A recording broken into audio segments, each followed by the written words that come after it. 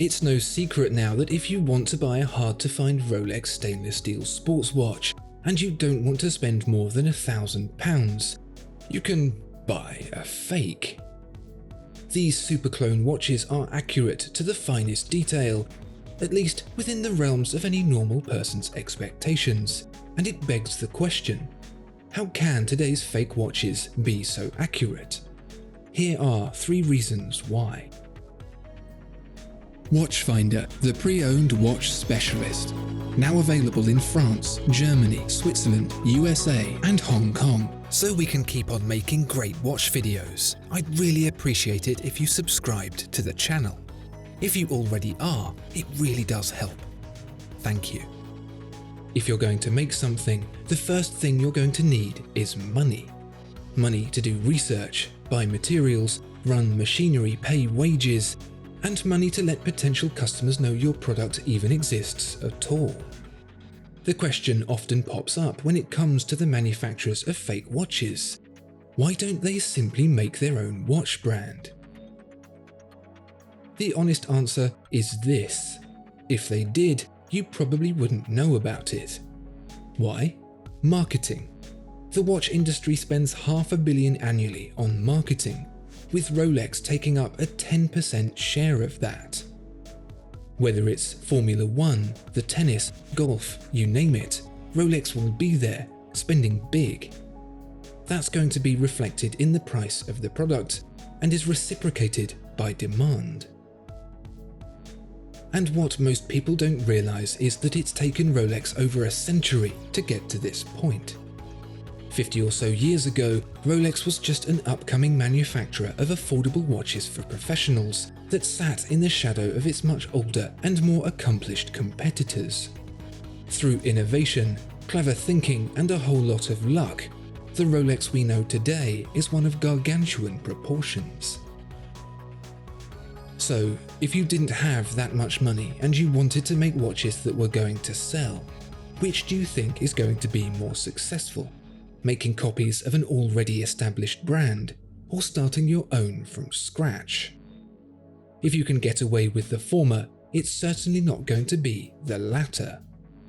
And if you get all the benefit without all the spend, what money you do have can be spent exclusively on the quality of the product. Wanting to make a watch and being able to make a watch are not exactly the same thing. And if this were a decade or so ago, we wouldn't be having this conversation at all. If it feels like there's been a recent swell in the rise of fake watches, that's because there has, and it's all to do with the way technology has changed. Perhaps you've heard of rapid prototyping, 3D printing, that sort of thing. These kinds of technologies give manufacturers the opportunity to produce low-volume, high-quality products, typically straight from a computer model. It's getting so easy to do that there are even affordable consumer kits that allow you to make pretty much whatever you like in your own home. Granted, the equipment used to make fake watches is a fair bit better than that, but the principle is the same.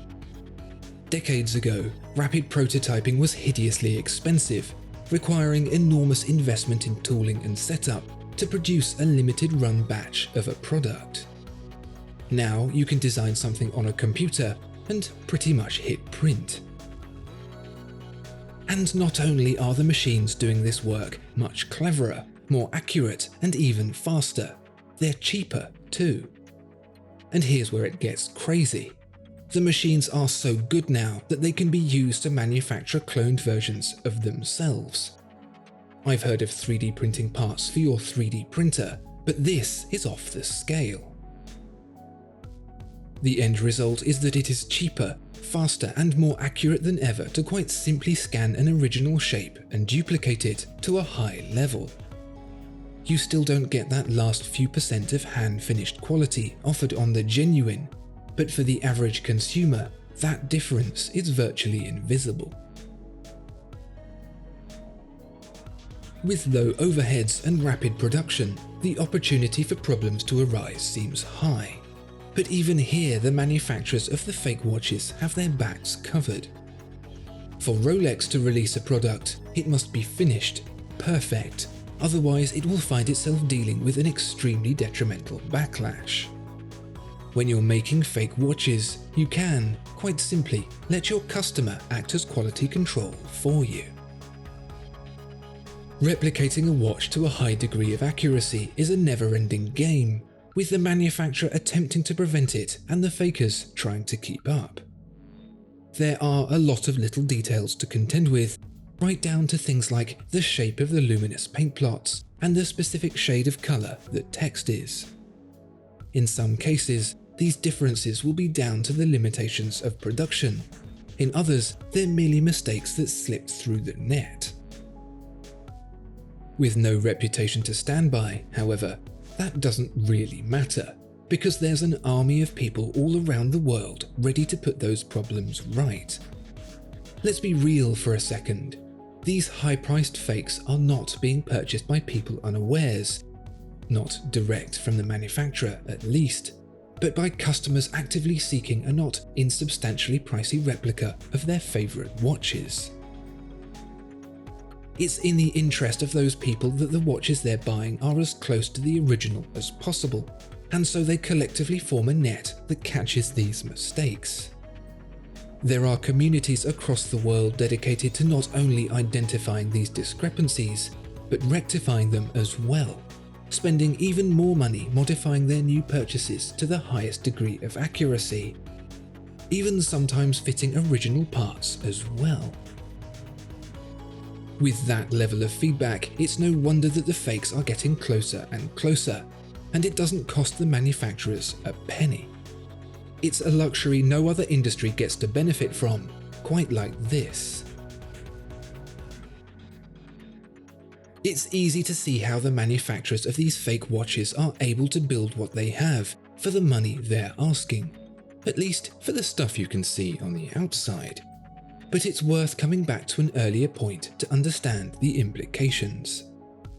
There's clearly a capability to manufacture a product to a certain level of quality, but to do so under the manufacturer's own name with its own designs would most likely be entirely unprofitable.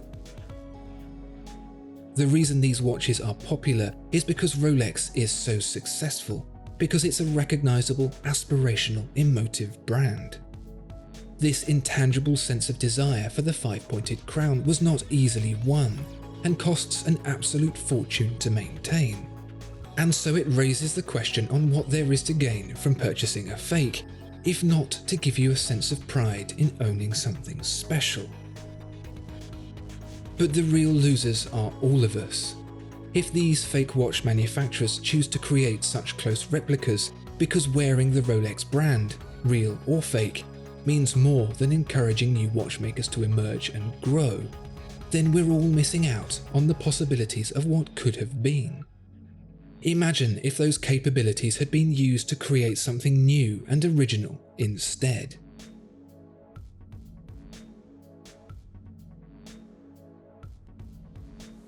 Discover more exceptional watches at Watchfinder. Thank you so much for watching this video. If you enjoyed it, please do consider giving it a like and subscribing to the channel. If there are any watches you'd like to see featured, please let us know in the comments below.